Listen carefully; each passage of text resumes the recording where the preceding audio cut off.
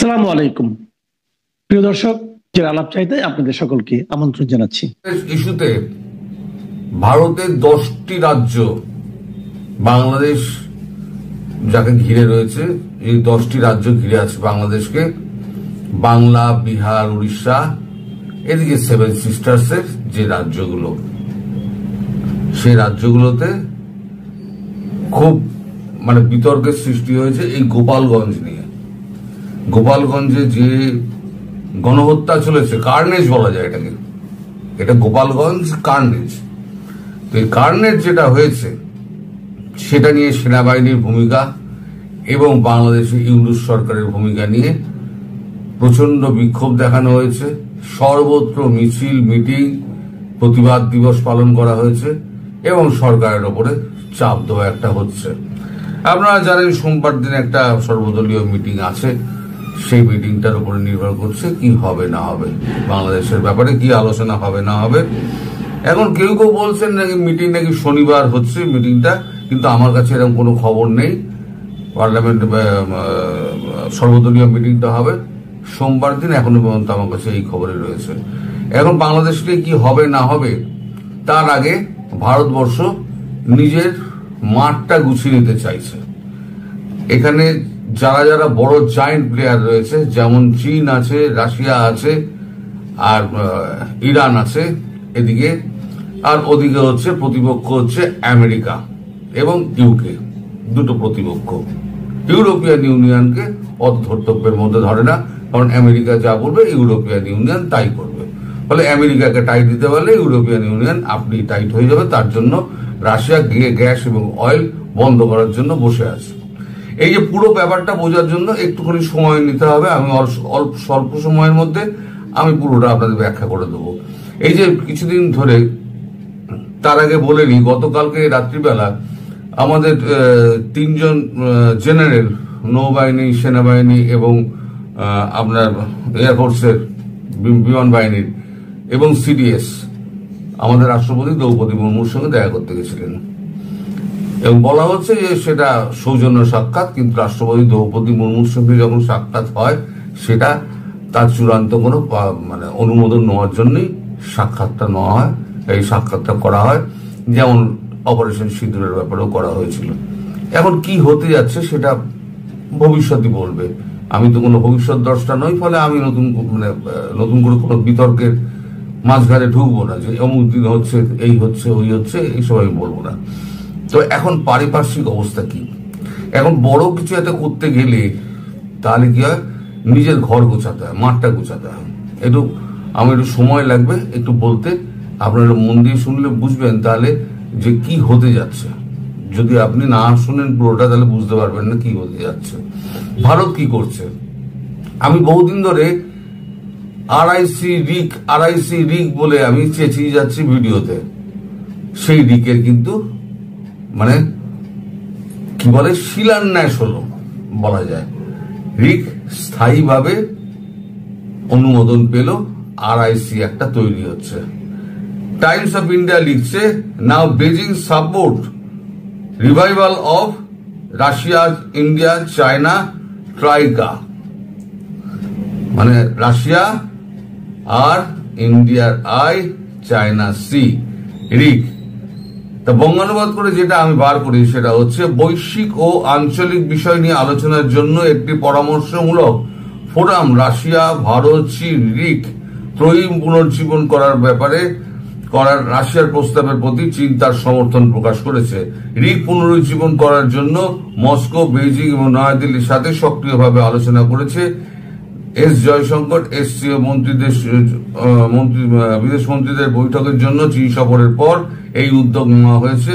সেখানে তিনি তার চীনা প্রতিপক্ষদের সঙ্গে সাক্ষাৎ করেছেন। বৃহস্পতিবার রাশিয়ার সংবাদ পোর্টাল ইস্তেভিয়া রাশিয়ার উপপ্রধানমন্ত্রী আন্দ্রেই রুডেনকোর উদ্ধৃতি দিকে জানিয়েছে যে মস্কো আরআইসি ফরম্যাট অনুযায়ী চালু হওয়ার প্রত্যাশা করছে।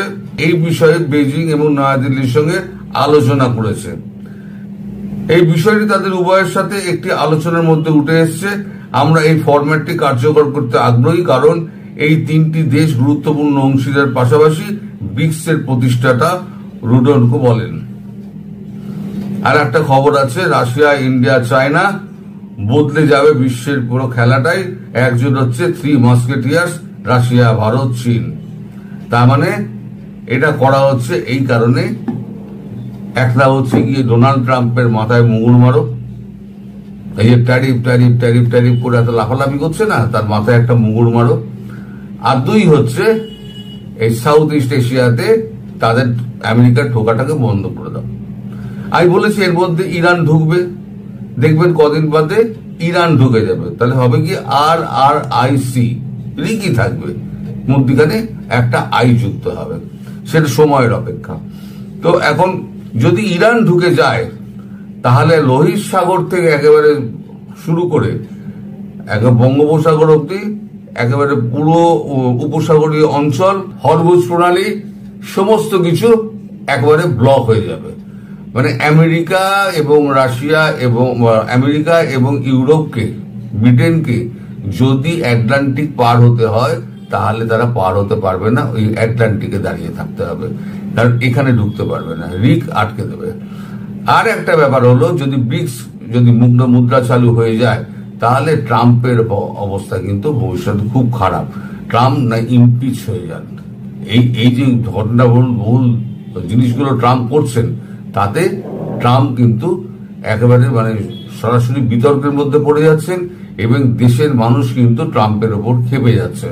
ট্রাম্প আবার এমন পাগলাটে মানুষ, তিনি তো হুমকি দিচ্ছেন ট্যারিফ বসাবেন, 500% ট্যারিফ বসাবেন।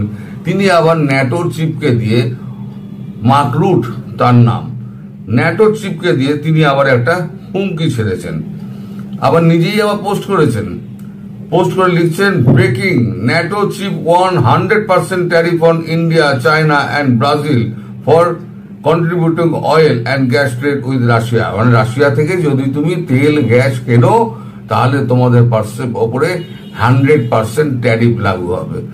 ভারত বলেছে ভাঁড় মেজা, তো ভাঁড় মেজা, ট্রেড ডিল করবো না। এবার ভারত কি বলছে? ভারত বলছে দেশের চাহিদা মেটানোই লক্ষ্য, রাশিয়া থেকে তেল কেনা নিয়ে ন্যাটোর হুঁশিয়ারির জবাব দিল ভারত। বার্তা আমেরিকাকেও, দেশের মানুষের জ্বালানির চাহিদা মেটানোই ভারত সরকারের অগ্রাধিকার, সেটাই প্রধান লক্ষ্য। সেই লক্ষ্য পূরণের জন্য যা করতে হয় সরকার করবে। বৃহস্পতিবার রাশিয়ার সঙ্গে বাণিজ্য প্রসঙ্গে এমন মন্তব্য করলেন নয়াদিল্লির বিদেশ মন্ত্রকের মুখপাত্র রণদীপ জয়সওয়াল। সম্প্রতি আমেরিকার নেতৃত্বাধীন সামরিক জোট ন্যাটোর মহাসচিব মার্ক রাট ভারতের নাম করে হুঁশিয়ারি দিয়েছিলেন, জানিয়েছিলেন রাশিয়ার সঙ্গে বাণিজ্য চালিয়ে গেলে তার ফল ভুগতে হবে। চীন এবং ব্রাজিলের নামও করেছিলেন। ন্যাটো প্রধানের সেই হুঁশিয়ারিকেই জবাব দিল ভারত। অনেকে মনে করছেন বিদেশ মন্ত্রকের এই বক্তব্যে পরোক্ষে আমেরিকাকেও বার্তা দেওয়া হলো, যদিও আমেরিকার নাম করেননি রণদীপ জয়সওয়াল। এখন এইগুলো কেন হচ্ছে জানেন? দুটো কারণে। একটা হচ্ছে আপনার অয়েল অ্যান্ড ন্যাচারাল গ্যাস, এটা নিয়ে একটা বিতর্ক দীর্ঘদিন ধরে চলছে। আর দুই হচ্ছে ট্যারিফ। আর তিন হচ্ছে বাংলাদেশ। এই যে বাংলাদেশে এই যে আমেরিকার এই যে আগ্রাসন নীতি বাংলাদেশের ওপরে, এবং বাংলাদেশের ওপর নির্ভর করে এই রাশিয়া, ইন্ডিয়া, চায়নার ওপরে যে নজরদারি, বার্মার সমেত সমস্ত জায়গায় নজরদারি করার যে সিদ্ধান্ত আমেরিকা নিয়েছে ডিপ স্টেটের, সেটার অংশ এখন ডোনাল্ড ট্রাম্প পাল্টে হয়ে গেছে। তো এখন সেটাকে আটকানোর জন্য মানে কেউ, আমি বলেছিলাম না, কেউ জায়গা দেবে না, আমেরিকা এখানে পাই ফেলতে পারবে না। যতই এখানে ঢাকায় মানবাধিকার কমিশনের অফিস খুলুক, আর মানবাধিকার কমিশনের অফিস খুলে বাংলাদেশকে আরো বদনাম করে দিয়েছে। যে কটা দেশে মানবাধিকার কমিশনের অফিস রয়েছে সে কটা দেশ হচ্ছে সব কটা যুদ্ধ বিধ্বস্ত এবং গৃহযুদ্ধে বিদীর্ণ। তা সেই দেশকে আবার সেই মানবাধিকার একে আবার ঢাকায় ডেকে এনেছে। তো যাই হোক, সে দেশের সম্মান উন্নত মানে উজ্জ্বল হলো কিনা সেটা এখন ডক্টর ইউনুসি বলতে পারবেন। তবে অবস্থা যে খুব একটা ভালোর দিকে যাচ্ছে তা নয়, কারণ আগে চায়নাকে রেডি করে দিল, চায়না যাতে ভারত বাংলাদেশের ব্যাপারে নাক না গলায়। আমি আগেই বলেছিলাম যে চায়নাকে আগে সাইজ করবে, চায়নাকে ঘরে ঢুকিয়ে দিল, রাশিয়া ঘরে ছিল, ফলে নাক গলাবার কেউ রইল না।